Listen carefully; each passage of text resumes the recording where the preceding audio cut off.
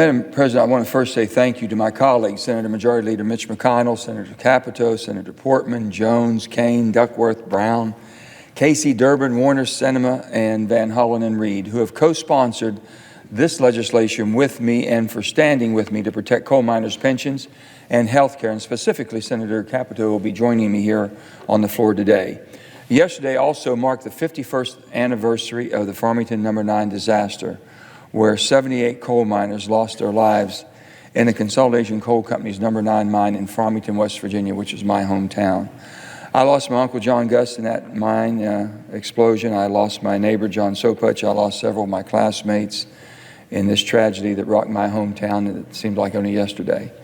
I've always said that one life lost while on the job is one too many, and it shouldn't happen. This tragedy shows the risk that our coal miners take every day to provide our country with the energy that we need, which is why I'm here today. When coal companies go bankrupt, coal miners' benefits are at the bottom of the priority list, which is how we've ended up in this situation today, and that is unacceptable. Should be unacceptable to all of us. The person who earns the wage should be on the front end of the line when the bankruptcy happens, and whatever's left, they're taken care of first. Time is running out for our coal miners. We need a fix now, not in a few weeks and not in 2020, but now. Year after year, our coal miners risk their lives to bring America the energy needed to become the world leader that we are today. Our coal miners made a commitment to our country, and now it's our turn to uphold the commitment we made to them in 1946 by securing their hard-earned pensions and health care. Let me tell you what the coal that we've had in our country and has been mined by our hardworking coal miners since the beginning of the 20th century. That coal basically has fueled every war that we've been in, helped us win every war, helped propel us to the industrial might that we are today. It built our factories. It's done everything for us.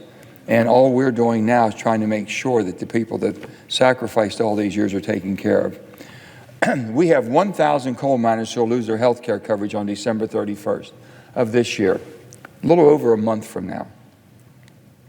We also have 12,000 more coal miners who will lose their health care in March of next year, and that's only 4 months away.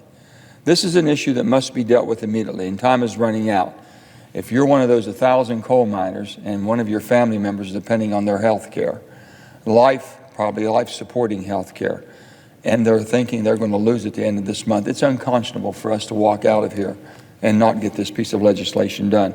With it being so bipartisan, having the majority leader from Kentucky, representing the coal miners of Kentucky, this is something that needs to be done immediately, and I know that we can.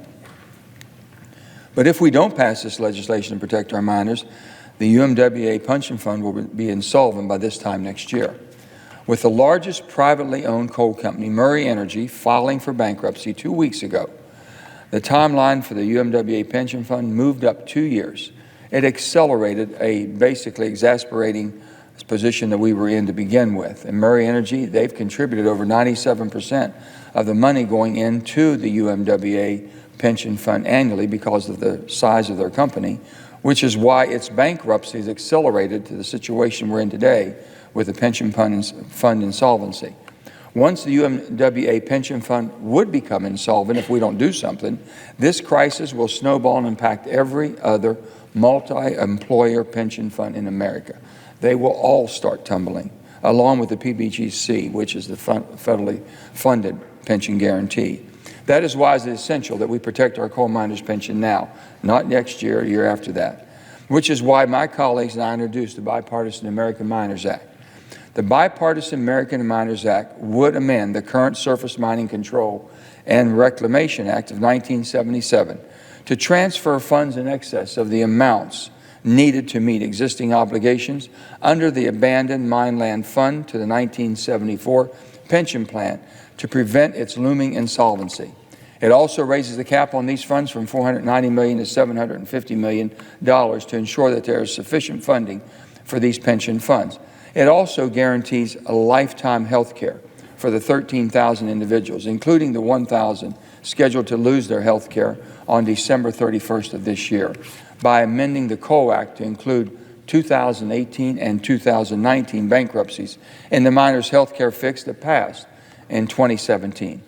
The funding for coal miners' pension is already there. It just needs to be reallocated. These actions will secure the pensions of 92,000 coal miners and their families and protect health care benefits for 13,000 miners.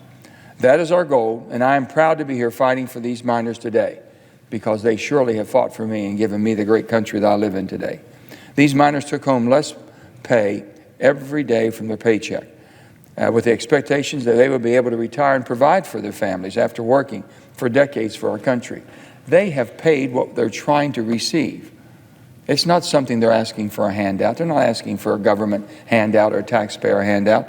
They're just wanting the money that they've invested and paid into all these years. It's money they didn't take home. Workers expect the wages they have contributed to be there when they retire, as they were promised. If we pass the Bipartisan America's Miners Act as an amendment to the continuing resolution, we would protect coal miners' pensions and health care now before it's too late.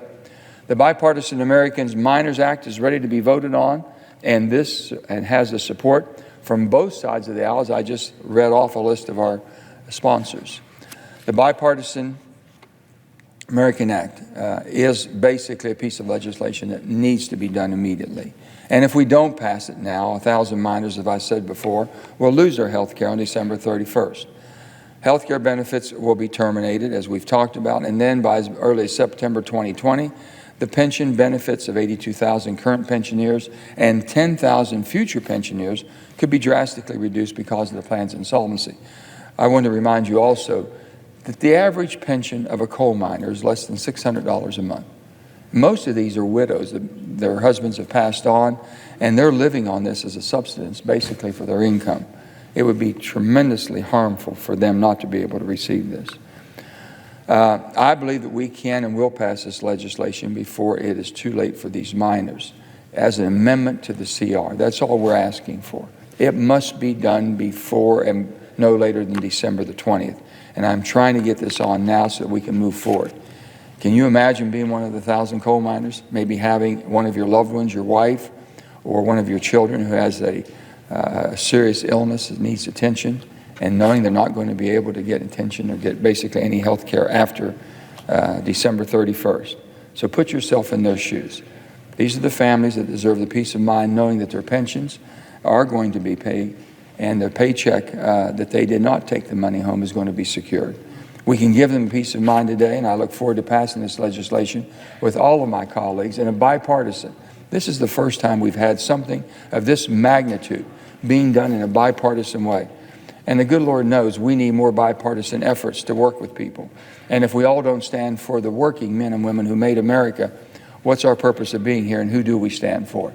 So I'm asking all of you, please, with the urgency that's needed, please take up this piece of legislation. Please take up this amendment to the CR, and let's take care of the people that help make America great as we are today, the coal miners of the United Mine Workers of America.